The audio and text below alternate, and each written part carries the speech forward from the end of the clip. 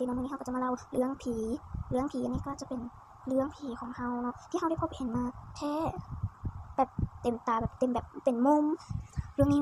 มันบ่มีซื้อแต่แบบมันเป็นเรื่องที่ทั้งแบบย่านอะแล้วเขาก็แบบย่านแฮงเนาะมันมีว่าแม่เขาจะพาเขาไปตลาดแล้วก็แม่เขาดันปวดท้ายขึ้นมา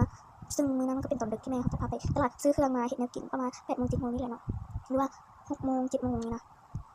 ก็คือห้องน้ำแบบขึ้นทางเทิงมันก็แบบมันตันแล้วมัน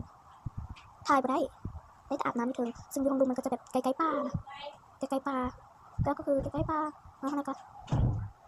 อันเข้าห้องน้ำอยู่แถวนั้นเลยแล้วมันจะมีหม้อพอถึงใกล้ป่า